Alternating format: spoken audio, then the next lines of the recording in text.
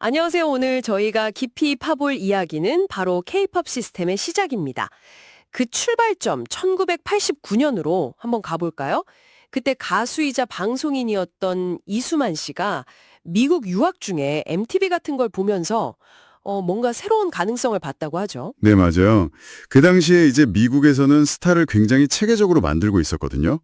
그걸 보고, 한국에도 저런 시스템이 필요하겠다. 이렇게 생각하신 거죠.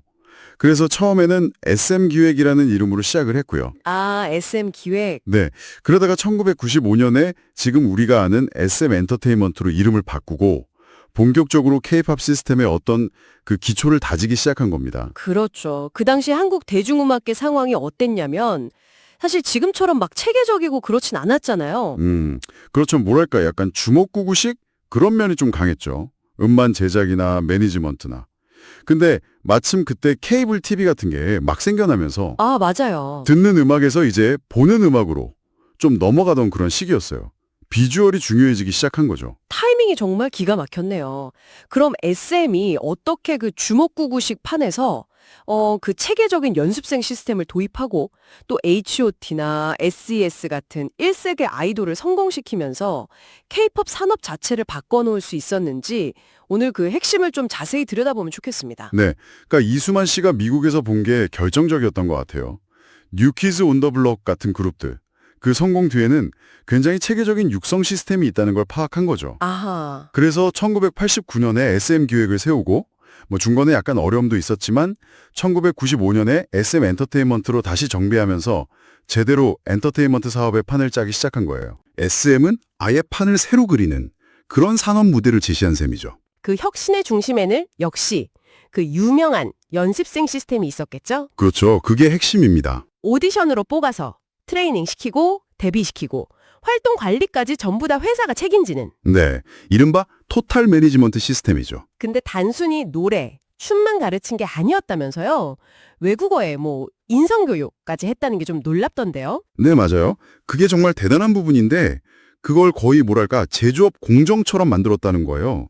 기획, 캐스팅, 트레이닝, 프로듀싱, 매니지먼트 이렇게 딱 5단계로 나눠서요. 5단계요. 와. 네, 각 분야 전문가들이 딱 자기 역할에만 집중하게 해서 효율이란 완성도를 확 끌어올린 거죠. 당시 음악계에 이런 산업공학적인 접근을 했다는 것 자체가 정말 대단한 별상의 전환이었어요. 진짜 혁신이었네요.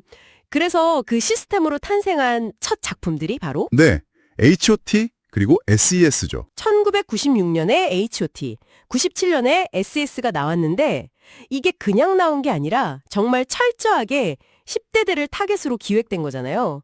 패션, 음악, 퍼포먼스까지 전부 다요. 맞습니다. 그 성공 전략도 되게 흥미로워요. 멤버들 각자의 개성은 살리면서도 팀으로서는 하나로 뭉치는 모습.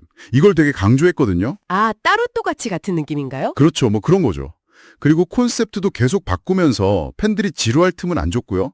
퍼포먼스는 화려하게. 그러면서도 이미지는 또 너무 반항아처럼 보이지 않게. 부모님 세대도 좀 안심할 수 있게끔 관리한 부분도 있어요. 정말 치밀했네요. 그리고 팬들을 그냥 음악을 소비하는 사람으로만 본 게 아니라 아예 산업의 동력으로 만들었다는 점도 중요하죠. 네, 아주 중요한 포인트입니다. 공식 팬클럽 만들고 굿즈라고 하죠. 관련 상품들 팔고 콘서트 열고 지금 우리가 아는 K-팝 팬덤 문화의 기본적인 틀이 사실상 이때 다 만들어졌다고 봐도 돼요. 와, 대단하네요. 여기서 한 발 더 나아가서 컬처 테크놀로지, CT라는 개념까지 만들어요. CT요?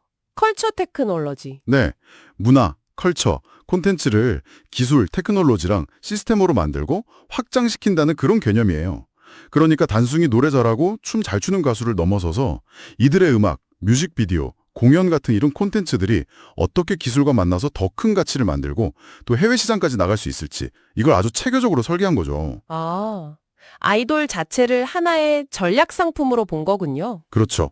보는 음악, 퍼포먼서 중심의 음악을 만들고 수익 모델도 다양하게 가져가고 이게 다 CT 전략의 일부였던 거죠. 와, 정말 오늘 얘기를 들어보니까 SN 엔터테인먼트가 그야말로 K-팝이라는 거대한 집을 짓기 위한 설계도를 처음 그린 거네요. 네, 맞습니다. 체계적인 연습생 시스템부터 시작해서 시장을 정확히 읽어낸 1세계 아이돌의 성공, 그리고 팬덤과 기술을 결합한 비즈니스 모델까지 지금 케이팝이 세계적으로 뻗어나가는데 정말 결정적인 기반을 닦았다고 할 수 있겠습니다. 네, 그렇죠. SM이 K-팝 산업 표준을 세웠다고 해도 과언이 아닐 겁니다. 자, 그럼 SM은 시대별로 또 어떤 아티스트들과 음악적 트렌드를 만들어냈을까요? 다음 시간에는요. 보아, 동방신기, 소녀시대, 샤이니. 정말 이름만 들어도 대단하죠? 이 각 세대를 대표하는 아티스트들과 함께 SM의 음악이 어떻게 진화해 왔는지, 그리고 K-팝이 어떻게 본격적으로 세계 무대로 뻗어나갔는지 그 흥미진진한 이야기를 계속해서 파헤쳐 보겠습니다.